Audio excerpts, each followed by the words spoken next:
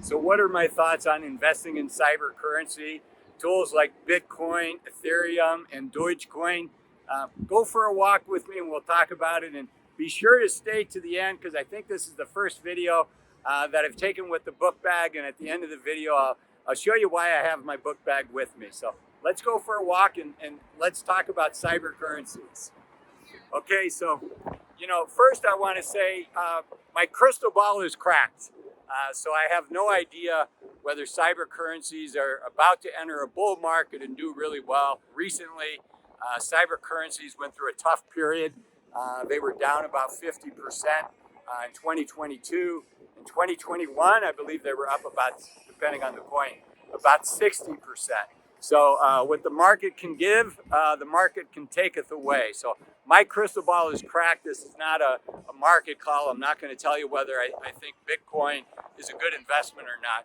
But what I will say is overall, what I like to be able to do, and I think what a lot of folks that have worked hard to save their money want to be able to do, is to have a feel for, is this asset something that's currently underpriced or overpriced? Is this going to be a long-term investment or not? And I will talk about long-term investing is different than short-term. I will talk about that pretty soon here as well. But before I get there, let's talk about short-term and some of the fundamentals. The first fundamental is it's super hard to value a cyber currency, right? It doesn't have well, it does. Some of these coins do have a management team, but it's not an operating company. So it's hard to evaluate the management team. It doesn't produce cash flows, so you can't look at the cash flows. There's a lot of things. There's no profitability to these coins. So what do you really use to market it, right? There's a famous story about tulips and how tulips went through a bubble a couple hundred years ago, and people were paying outrageous price for these tulip bulbs, and then the market collapsed. I'm not saying that these cyber currencies are tulips. What I am saying, though, is it's hard to value the fundamentals. And if you can't value the fundamentals, before you do any investment, I think you need to ask yourself, what am I going to do if this position is down 30, 40, or 50%, right? And you have to be able to ask yourself, is the market wrong? Are people panicking? And one of the ways you can make the decision, if the position is down 30, 40, 50%, do you buy more or do you sell or do you just stay with your position? One of the ways you can do that is you can look at the fundamentals. What are the cash flows? What are the profitability? What are the economic headwinds or tailwinds? And is that going to support it or not? So if you have a company and let's say we do enter a recession, let's say that advertisers cut back for a period of time, you can still look at the fundamentals and say, well, eventually we're going to be out of a recession. Whether that's 1 year, 3 years, whatever it is, I certainly hope it's not 3 years that we're in a recession. That'd be horrible.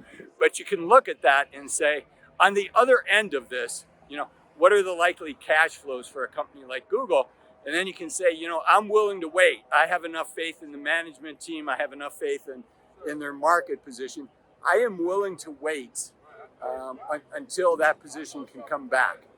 But how do you do that with a cyber currency? There are no cash flows associated with it, and if there's no cash flows associated with it, if there's no profitability associated with it, it's really hard to value it. Now you could argue, there's the technology, like Ethereum is a very different technology than Bitcoin, right? Ethereum is essentially smart contracts. Frankly, I'm not that familiar with Dogecoin, and I know Bitcoin was really the first one to solve the technical challenge of, with a digital product, how do you verify that somebody's the owner of that product as opposed to a copy? And that's essentially what the blockchain lets you do.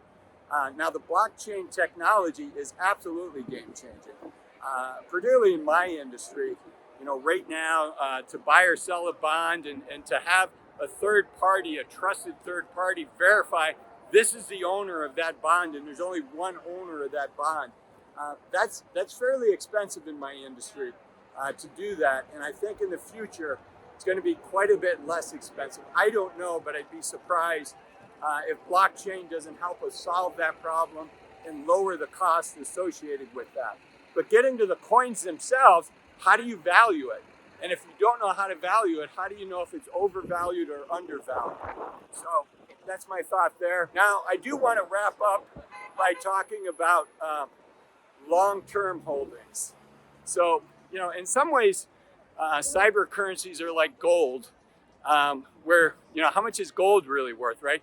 Gold has value because certain people say that it has value, and there's a limited supply, right? So cyber currencies share some similarities with some of these precious metals. And with the precious metals, same problem, right? How do you value it? How do you know what gold is worth? Gold, one of the things, if somebody wants to have a couple percent or maybe even 5% of their net worth in gold, and they're willing to hold it for 10 years or 20 years in the portfolio, you're probably going to be okay with that, right? Same thing with cyber currencies. Now, I think a 5% holding in something that's as speculative as cyber currencies can be and as volatile as it can be, I think that's at the high end of the allocation that you'd want to do. But holding a cyber currency for 10 years is very different than trading it. So long term, if you wanted to have 1%, 2% of your portfolio in a cyber currency for a long period of time, I think you'd be okay there. The other thing is, again, this isn't financial advice. It's not tax advice.